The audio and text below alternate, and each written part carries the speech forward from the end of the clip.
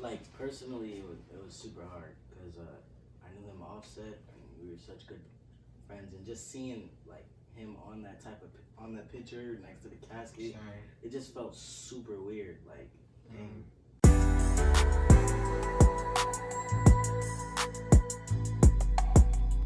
Hey y'all, this is the cast and crew of the Shire season 3. Hey. What up? You could expect growth and change. Growth and change. I feel for Jada getting back out into the world, dating scene. You can expect the unexpected this season. I would say more surprises and a lot more drama. You can expect a lot of new hairdos. Nice. You can expect a grounding and a realness this season from costumes. Oh, yes. The Vanities. The Vanities. Denise Baker, the department head of hair. Mercedes Cook, costume designer. Carolyn Acatato, makeup designer. And Gina Landers, key hair. Denise's sister. House of Hair. House of Hair. Right up in the building. I think the fans have a lot to look forward to. Season 3, we have a lot of new characters. Many of our main cast has been arced up into different storylines, so you're going to see a huge change in everybody's costumes, hair, makeup. Yeah. A lot of surprises. We have a wonderful new costume designer. Yay. That's rocking it. Thank you guys. Yeah, I had a lot of fun this season. Specifically talking about episode 301. I'm gonna kill Shemima. Episode 301. It was really fun for me to go from a wedding to a funeral, just specifically in colors. We played with colors a lot. So at the funeral, it was very, very dark and black, as you all saw in the first episode. And then in the introduction, we have Keisha in this beautiful wedding dress, bridal gown that's flowing, and it was a nice way to open up and make you guys feel hopeful. So I hope you enjoyed it. Everyone looked great at the wedding and put on their Sunday best. Right? Looked so good. Thank you for that blue. Costume. You're welcome. We normally don't see our characters That looking hair their rock best. too. Yo, yeah. I mean, like, seriously, I was like, that blue outfit when I saw it, because it's like, you know, when we go to do wardrobe things, we try on a bunch of things, and then when it's time to shoot, we find out what we're actually wearing for that episode. And when I saw the blue, I was like, that means I can do the blue eyeshadow. I was like, It was a blue story. yeah, no, y'all, if anybody's seen pictures of me, I love some blue and some turquoise. So the Jada eyes were got to on be, fleek. you got to be glamorous for a change. Yeah, You know, Jada's no longer struggling. She's a free woman. She's liberated. She's dating. She's You're gonna see a struggling in that whole area new still. Jada. Well, there's always a struggle. Yeah, well, you know, yeah. Another thing that I find that's really good is because we have to match those. When we first do those hairstyles, wardrobe, and makeup, we have to go back on it to like 10 days, y'all. Yeah, 10 days. 10 days of matching, and sometimes that's not easy. You know No, what I'm sometimes saying? the gray comes in, and then the little touch-up is needed. Oh, we got you something know? for that. We have some Yeah, magic stuff. she for got that, a lot so. of magic, you know, a lot of Yeah. magic be up in here. So, yeah. So So we, interesting. that is what that's what I mean about being interesting, being able to go back to that same exact look and to match it exactly the way it started. Mm-hmm. Because if you don't, then there'll be an issue. So. And I also think it's imperative as designers that we're collaborative with the cast and we understand what that character is going through. Yeah. Are they struggling? Is this a moment of joy? Is this a moment of pain? Just like life. And that needs to be reflected in the clothes, in the face, in the skin, in the hair, everything. Yeah, it's fun. It's really, I really, really, really enjoy working with all of you guys. We It's do so too. amazing. And thank you to the fans Amazing for all your support and cast, love. amazing. Yeah, Yeah, it's thank like y'all. a big family. I love you guys. He's not just scenery anymore. Oh, what do we have here? Somebody came back. Sunday's best. Talk to someone. Yeah, my whole lunch break was like spent doing what's the dance called? Cha-cha. You didn't know how to do it. Oh yeah. Dude, she- no, I was like, I didn't have remember- lunch that day. I remember that day. Chicago dance. I remember like the choreographer teaching you because I was like, Yolanda, you not coming to lunch? He's like, I was. I and got then, class. Like, I got like a desk and like trying to do the dance, and it was just cool to like learn. Overall, filming that was fun. Yeah, no, it was. It was. Rolling. Rolling! Quiet on set. Now they want to act up. Yeah. I don't want to Set. hear any wine pouring, chewing, Or slurping. or slurping, Anyway, so. or any muscles flexing.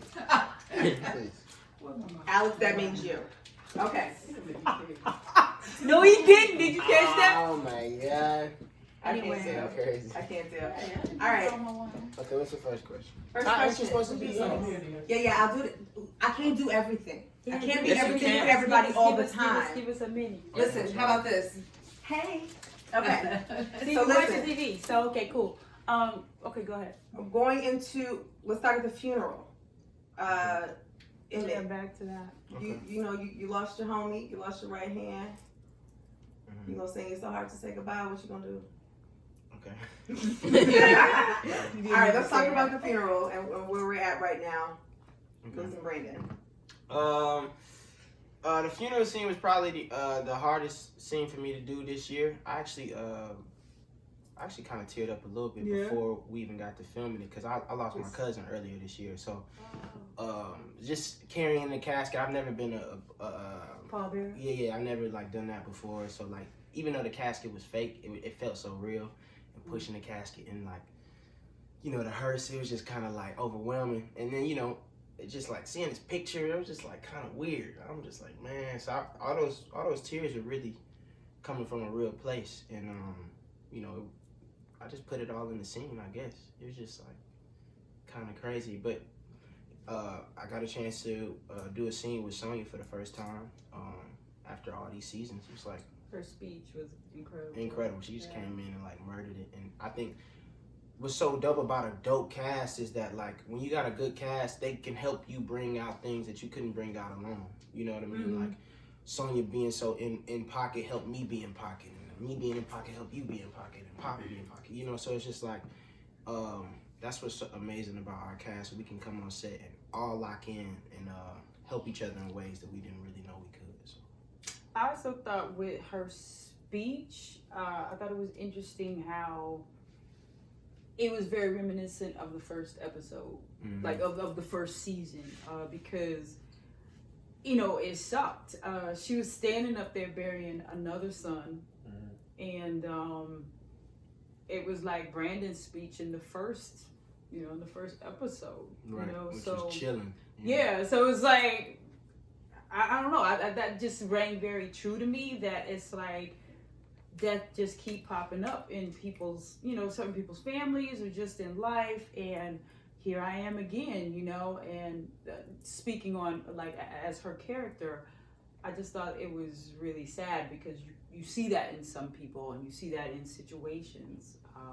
And it's such a reality for mothers who live in an urban community. Like they made that last time they son walk out the house, maybe the last time they see him because of the neighborhoods we living in and how we just killing each other. It's like it's sad. So I think season 3 really gonna hit home for a lot, hit home even more than what we've been doing. So crazy. Alex, how did you feel at the funeral? How did Kevin feel at the funeral? Yeah, because that Because was Brandon was like a brother. Me, like personally, it was super hard because I knew them offset and we were such good friends, and just seeing like him on that picture next to the casket, it just felt super weird. Like, dang, like real. yeah, like this not could real never too. happen. Like I could never see myself being in this type of situation. But I feel like Kevin, he lost a father figure, somebody that helped him grow as a person, and it's hard. Because how are you going to deal with that? And you're still trying to learn stuff, and that father figure is gone. Just like a lot of young black men, their father figure leaves early, especially when you're doing good for them too. They leave or die or something. So he just has to adapt. Like I said, he has to adapt to his changes. And yeah, it's trauma. It's traumatizing. And like some people don't realize that they traumatized by things like that, and that's dope. Your character went through like therapy, and they touched on that, and now you in this space of like at a young age having to deal with so much mentally. You know, it grows you up like that. Yeah. Also with my character, he has to grow up super fast, which he knows it's not a good thing, but it's just he has to do it because it's just that type of environment that he's in. A lot of us has to grow up fast. So I think it's also a good thing that that there's a wedding, because we got, without us seeing it, we found out Reg was gone too. So it's like, you got a couple people gone, and most likely because of the streets, and to have like something positive happen with the wedding.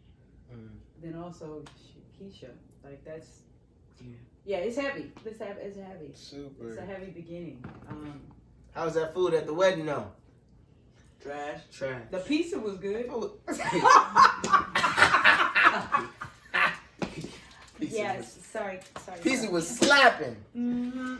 Get yourself a piece. Slap. Sound like. This is through all 3 seasons. Jake and Papa is like my demon and angel. Like both sides. Yeah, It's real. like somebody, they give me 2 different opinions on how to handle a situation. And Kevin makes his own, his own move on it. It could be bad, it could be good, but at the end of the day, he still has those 2 opinions, and he's still trying to cope with everything. Yeah. So, Bye. See y'all next week. See you next week.